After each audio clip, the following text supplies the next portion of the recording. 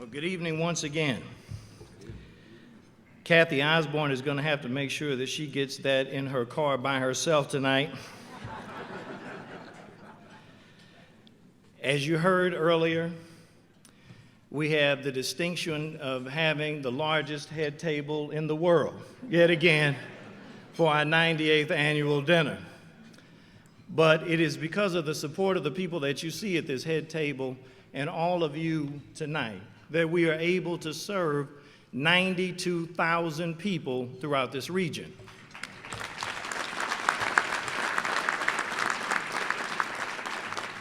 With over 27 programs in 11 locations in the city of St. Louis County, East St. Louis, and St. Clair County, with 225 staff and 75 board members. So for anyone in here who is not pleased with their boss, imagine having 75. But they are a wonderful group of people who are dedicated and committed to this region. I am pleased to announce to you tonight that not only was the 92,000 figure that you heard from last year the largest number of people that we have ever served, but tonight's dinner is, for the 4th year in a row, our most successful dinner in the agency's history because of all of your support tonight. Our dinner sponsors, under the leadership of our national chairman, Michael Neidorff, and Keith Williamson from Centene Corporation, Ameren, who you saw earlier, Worldwide Technology under the leadership of David Stewart and Ida Woolfolk, and as I mentioned earlier, we are proud of the fact that we have the #1 black newspaper, but we all know that we have the #1 black-owned business in the history of the United States in the form of Worldwide Technology as a major sponsor of the Urban League. I was just at a meeting the other day at another hotel that I will not mention the name of since we're at the Marriott, talking about our national convention next year. And they said, you know, Mr. Stewart sponsors every single charity in St. Louis. And I said, he does everything that he can to make a difference and be an example. So thank you, David, for being with us and all that you do on behalf of Worldwide. We appreciate you.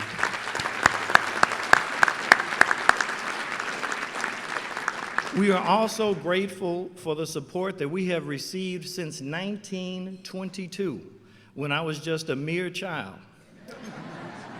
from Anheuser-Busch, the world's largest brewery.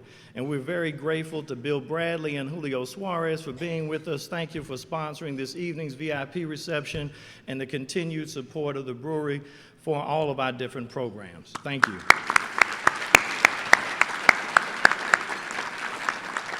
We also want to acknowledge U.S. Bank and Frankie Eichenberger, Webster University, under the leadership of Dr. Strobel, Edward Jones, which is one of our consistent partners as well, with Emily Pitts and other people from the company supporting it. They have promised me that if I invest $250 a month, by the time I get to be 80, I will be a millionaire. I give special thanks to all of them for underwriting this event that makes a huge difference in the lives of those who matter most to us, our clients, who are also our purpose for being here. I would like to also recognize our annual dinner committee chair, Emily Pitts, once again, and development committee chair, Keith Williamson, and annual dinner committee members for organizing such a wonderful event.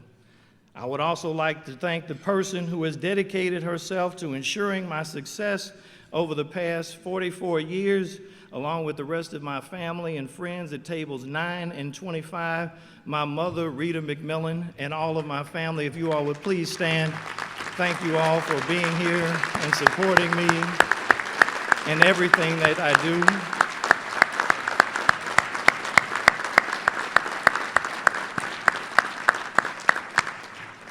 I would like to acknowledge the presence of my predecessor, James H. Buford, who is also on the National Urban League Board of Trustees, who led this agency for 28 years and made us the #1 urban league in the country. And also Brenda Walker McCain, President and CEO of the Urban League of Madison County. Both of these people combined have served the Urban League movement for 74 years. So please join me in a round of applause for them.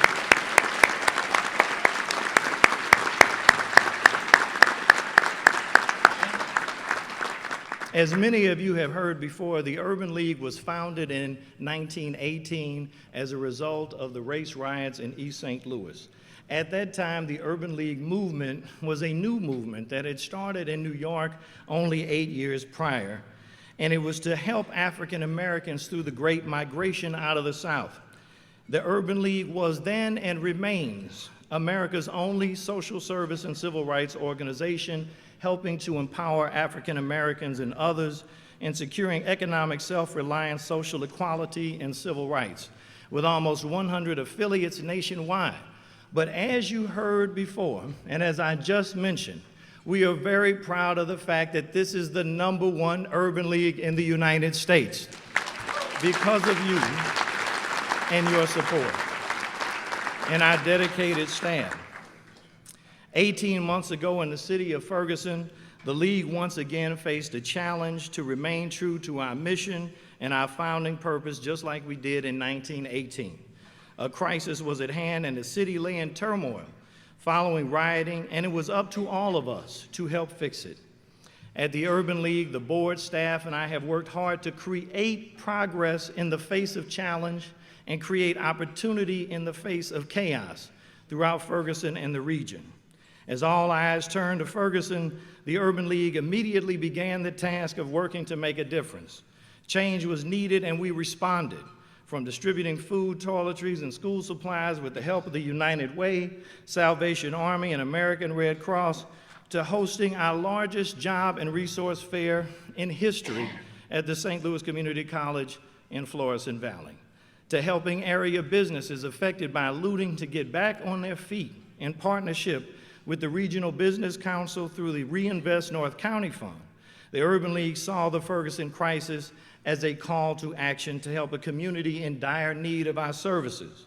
In addition to participating in a host of think tanks to address the matter, the Urban League always has been and will continue to be a do tank. We don't just hypothesize about how we help people. We get down in the grassroots community to make sure that we are there to help people when they are most in need of our services. We wanted to make sure that we turn the tide of calamity as best as we could as a part of the overall solution. Though we historically conduct research accompanied by ideas and solutions to fix problems, as was reported and continues to be reported in the Urban League State of Black America, we take great pride in being prepared to do the work by focusing on getting people jobs, homes, food, clothes, scholarships, degrees, and their basic needs met, along with advocating for their civil rights.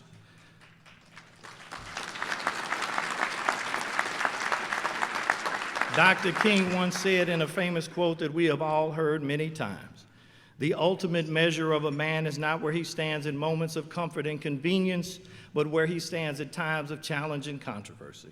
Using Dr. King's life as a model, he is described as a man who was intentional with great determination and principles.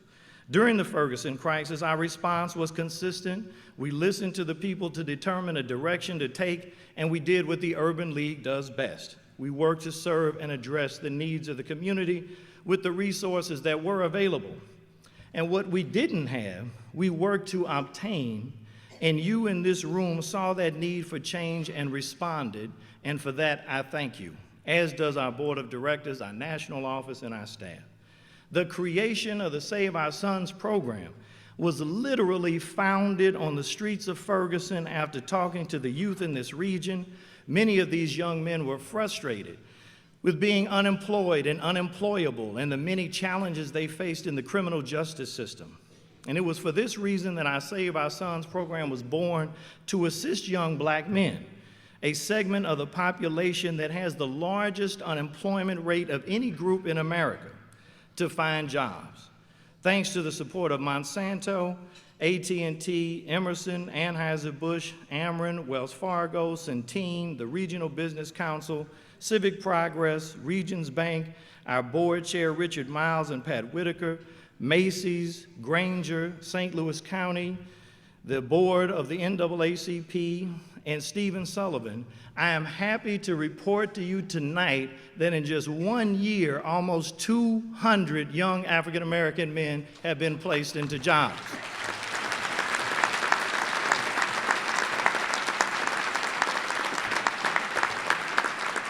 Young men like William Ruffin, who came to the Urban League because he was unable to find a job on his own. But after graduating from the Save Our Sons program, he received 3 job offers. Today, William works at Dobbs Automotive as a service technician. At this time, I would like to ask William and some of his fellow graduates of the Save Our Sons program to please stand and be recognized.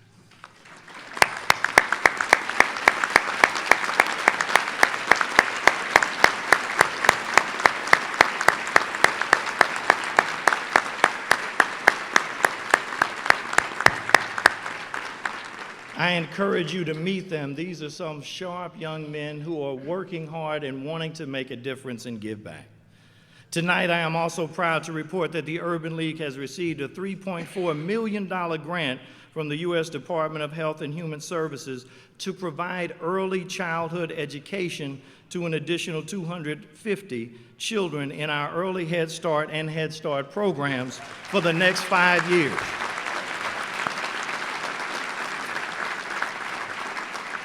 We are thankful for this grant because it marks the first time in 98 years that the Urban League Head Start program has been selected as a direct grantee to the federal government. As a result of our long-standing partnership with the YWCA, we currently serve over 700 St. Louis City children annually. We are grateful to Adrienne Bracey and her team for this partnership because it allows us to serve families like Chermika Whitlock and her daughter Alexa, who after enrolling her daughter in Head Start was also able to find a job at the Urban League and career clothing through the Urban League's employment and clothing departments. The Urban League is also grateful for our partnership with the state of Missouri, Ameren, Laclede Gas, and Heat Up Cool Down St. Louis, which all together help us to serve nearly 25,000 families each year through our LIHEAP and other utility assistance programs. These programs help families such as the Murrells, who are unable to keep up with their utility payments after facing serious health issues to stay afloat. Thanks to a partnership with the Missouri Department of Natural Resources for our weatherization program, we were also able to weatherize their home and provide them with a new furnace. At this time, I would like to ask the Morrells to please stand so that we can give them a round of applause and thank them for their dedication and service to the Urban League and giving back.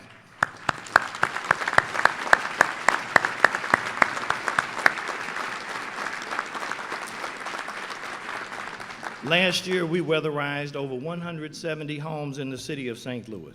We found even more new opportunities for our Urban League families, including the $250,000 Youth Tech Workforce Grant from City Foundation in New York and America's Promise Alliance, which will provide free coding, website, and software development training over 250 African American youth and young adults throughout the entire St. Louis region to get into the IT industry.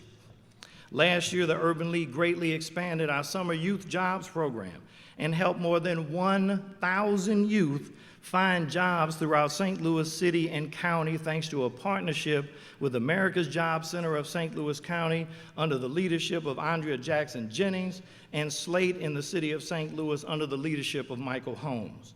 This year, we look forward to even more summer jobs in the city and county. And thanks to Boeing, the League also looks forward to offering a new employment program in St. Clair County and East St. Louis to help those in need of jobs in the east side of our services.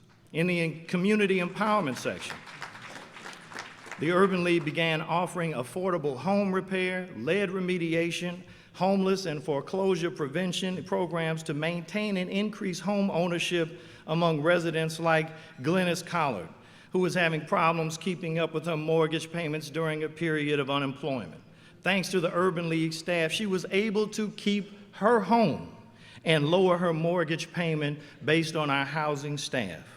And while the affordable home repair program is relatively new, we have already helped to remove dangerous asbestos from the home of Marilyn Causey, a lifelong resident of the Dogtown neighborhood.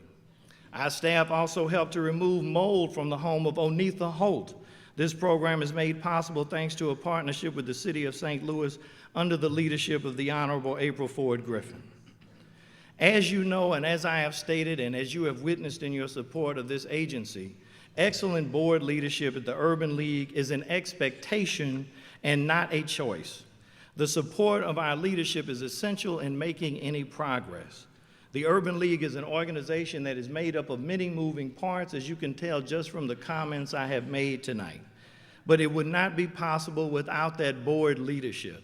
So I would like to ask our board chairman, Richard Miles, and all of the members of the board of directors who are present tonight to please stand so that we can acknowledge you and thank you for your service.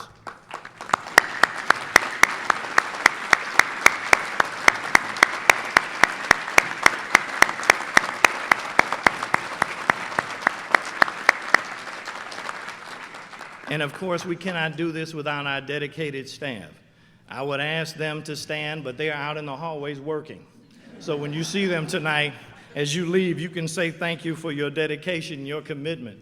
As I tell them all the time, you will never be rich working at the Urban League, but you will be fulfilled in the spirit because of the mission and what we do for this community. And they are mission-driven people that love to serve, give back, help others, and make a difference.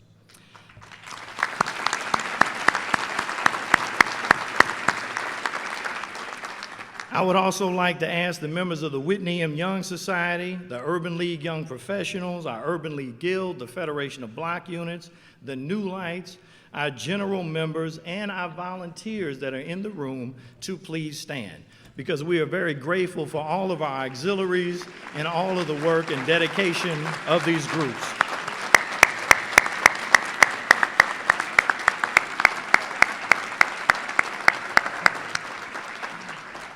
While last year we made great strides, we still need your help to carry on the mission of the Urban League to move into the next century. We need more support, engagement, and volunteerism. We need clothing for our Save Our Sons and employment programs. We need support for our housing programs, volunteers to read to our children in Head Start, mentors and role models for teens in the WIOA program, and much more. And we also need you to join our auxiliaries in the Whitney Young Society.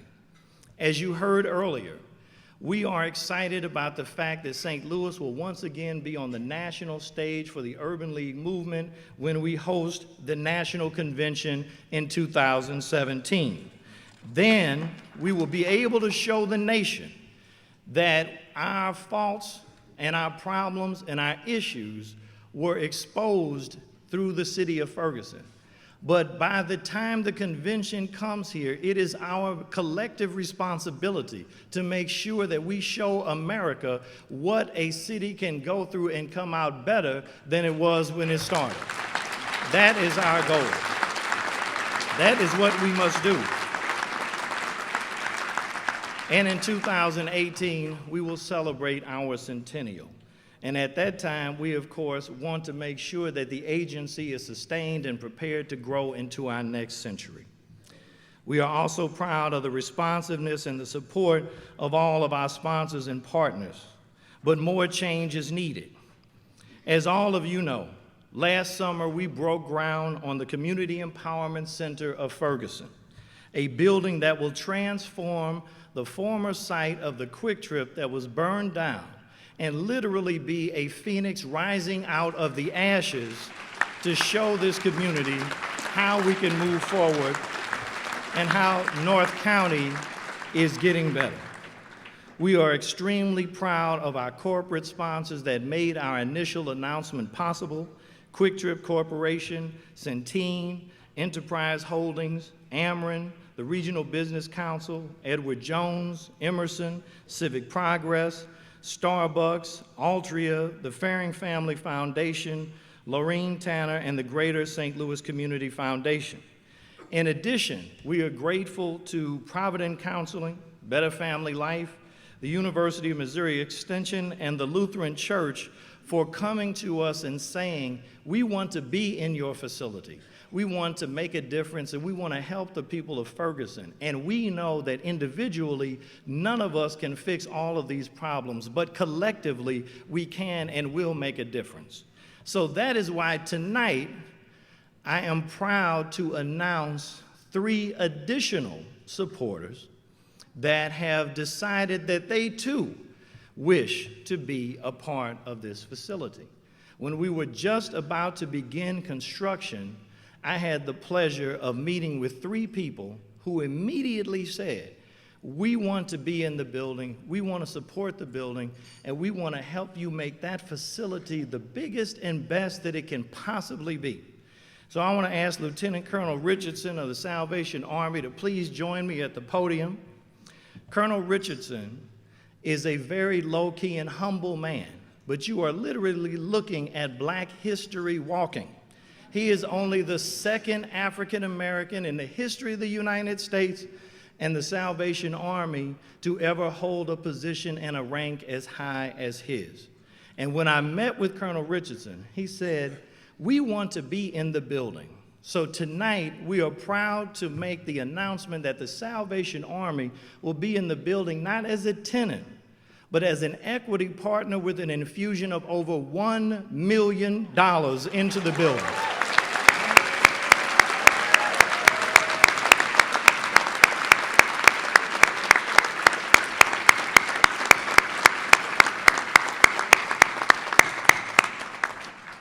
In addition to Colonel Richardson, at the time that we were about to begin our construction, I talked to the county executive and I asked for support for the building, and he too said, we will put tax credits into this facility and I will support you in what you are trying to do in the mission and the vision of the Urban League. And he immediately signed off on another infusion of $1 million into our Ferguson Community Empowerment Center,